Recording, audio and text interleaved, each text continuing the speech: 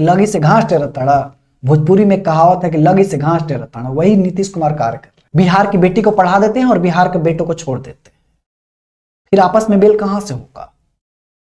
वो पढ़ी लिखी है अनपढ़, इसके लिए काला अक्षर भैंस बराबर, तो दहेज में ये तो भैंस ही मांगेगा। नमस्कार, लोकतंत्र चैनल में सबका स्वागत है। मैं हूं आपका अपना दोस्त। बिहार के मुख्यमंत्री नीतीश कुमार कह रहे हैं कि बिहार में जातीय जनगणना की जाएगी। मैं नीतीश कुमार से कहना चाहता हूं कि साहब, बिहार में जिस चीज की गणना की जरूरी है वो किया जाएगा, तो बिहार और आपको जात का और धर्म का सहायता नहीं लेना पड़ेगा आपको सत्ता में आने के लिए। बिहार में उस गणना की जरूरी है जो कि किस किस चीज की समाज में सुधार करने की जरूरत है, उस पे और उसकी लिस्ट बनाना ज्यादा जरूरी है। आज जो मैं आप लोगों के सामने समाचार लेके आया हूं, उसको देख के या सुन के आपके पैरों के तले जमीन खिसक जाएगी और रोंगटे खड़े हो जाए। बिहार की एक बेटी और हमारे समाज की एक बहन बस इसलिए मौत के घाट उतार दी गई कि उसके घर वालों ने दहेज में भैंस नहीं दिया।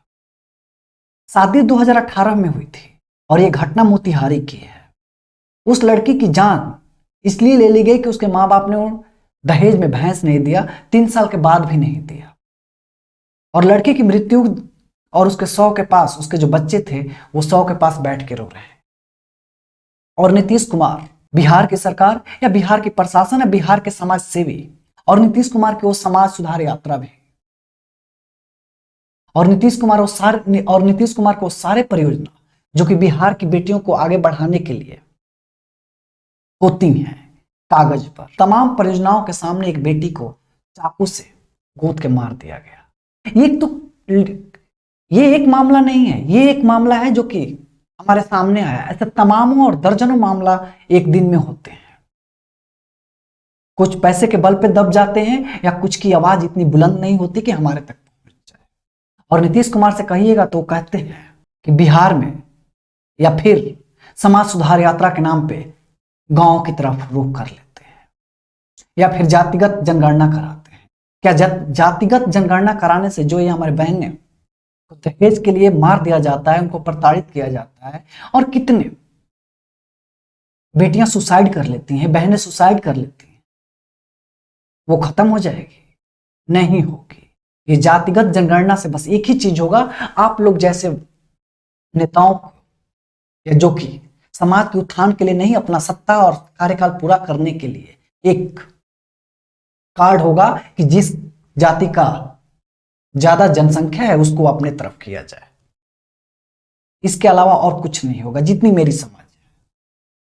क्योंकि समाज में वो तमाम जाति के लोग भी गरीब हैं और अमीर हैं, तो फिर जातिगत जनगणना करके क्या ही मिलेगा? अगर मेरी जो जनता है, जो ऑडियंस है, उनको समझ आता होगा कि जातिगत जनगणना से ये बेनिफिट है, तो कमेंट बॉक्स में अवश्य बताइएगा। और नीतीश कुमार ये भी कह रहे हैं कि अब कोई शादी करेगा तो दहेज लेगा या देगा, जितना लेगा जितना देगा वो नियर के पुलिस स्टेशन में बताएगा। मुझे तो लगता है कि नीतीश कुमार का दिमागी संतुलन सही जगह नहीं है। एक अपने राज्य के मुख्यमंत्री को ये शब्द कहना मेरे लिए कहीं उचित नहीं है और शोभनीय भी नहीं है। लेकिन क्या किया जाए, जब हमारे घर के पिताजी पागल हो जाएंगे तो क्या अभी भी उनको घर की जिम्मेवारी देनी सही है, बस इसलिए कि वो मेरे पिता हैं? अगर हाँ तो आप लोग बताइएगा कमेंट बॉक्स में कि मैं कहां गलत हूं और कहां सही। आप बता दीजिए कि जो पुलिस स्टेशन में कह रहे हैं कि दहेज जो लेगा वो और जो देगा वो लिखवाएगा, कौन लिखवाएगा साहब? बिहार में आपने पूरी पावर से दारू बंद किए हुए फिर भी सरेआम बिक रही है और पुलिस नहीं पकड़ रही। तो इसमें जो दहेज है उसमें देने वाला भी खुश है और लेने वाला भी खुश है।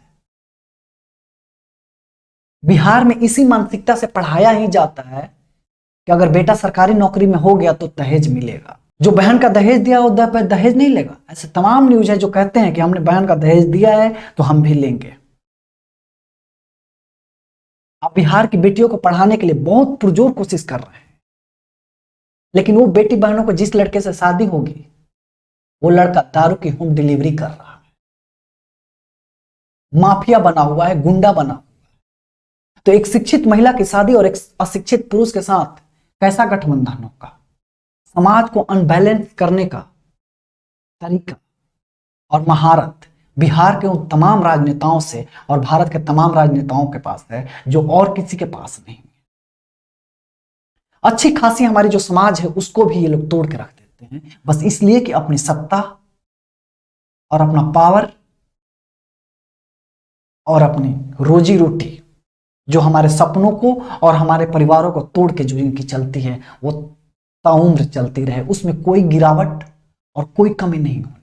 मुझे तो लगता है कि सारा आपका जो रॉन्ग नंबर कॉल लगता है, पुलिस स्टेशन में बताया जाएगा कि दहेज लिया जा रहा है या नहीं लिया जा रहा है, मास्टर साहब लोग पता लगाएंगे कि दारू कहां बिक रहा है या नहीं बिक रहा है।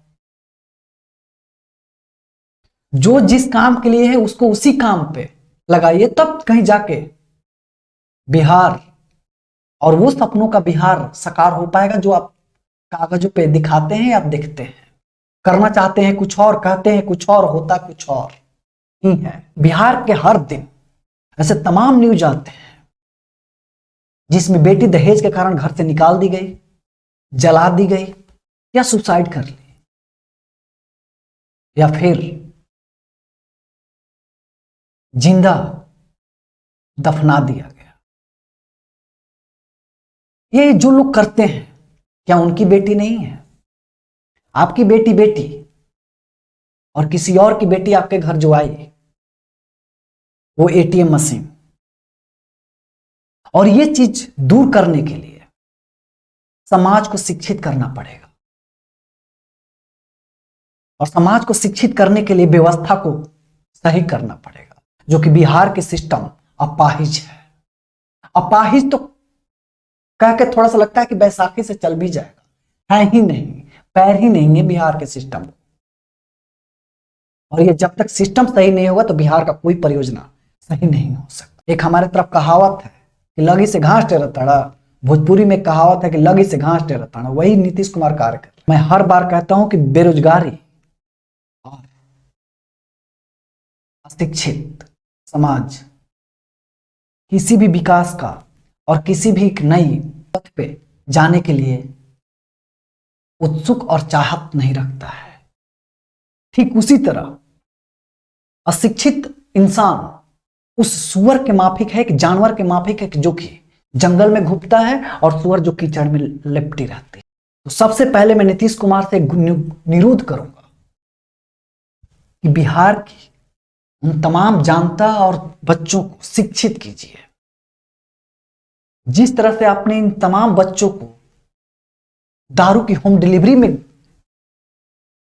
ढकेल दिया है, वैसे ही एक बार कोशिश कीजिए कि तमाम बच्चे शिक्षा की तरफ अग्रसर हो। और इस काम कार्य को करते हुए इसका ध्यान मत रखिए कि आपका वोट बैंक कहां जा रहा है, क्योंकि आपने हर एक चीज कर लिया है, हर एक पद पे रह लिया है। एक बार बिहार की जनता के लिए काम कीजिए। बिहार की बेटी को पढ़ा देते हैं और बिहार के बेटों को छोड़ देते हैं, फिर आपस में मेल कहां से होगा? वो पढ़ी लिखी है अनपढ़, इसके लिए काला अक्षर भैंस बराबर, तो दहेज में ये तो भैंस ही मांगेगा। आशा करता हूं कि ऐसे तमाम घटनाओं से आप सबक लेंगे और हमारी बेटी बहनों के लिए और समाज में उन तमाम बहनों को जिस तरह से आपने साइकिल देके और स्कूल ड्रेस देके एक सपना देखा है कि उनको आगे अग्रसर करना है, तो उनकी जिंदगी को भी एक दिशा दे दीजिए। अन्यथा ये जो मौतें हो रही हैं, इसका कलंक आपके सर ही बंध रहा है। अगर ये आप लोगों को वीडियो अच्छा लगे तो वीडियो को लाइक, शेयर और अतुल्य लोकतंत्र करके यूट्यूब चैनल है उसको भी सब्सक्राइब अवश्य कीजिए। अगर आप लोग फेसबुक पेज पे देख रहे हैं तो अतुल्य लोकतंत्र करके फेसबुक पेज है, उसको भी फॉलो कर लीजिए।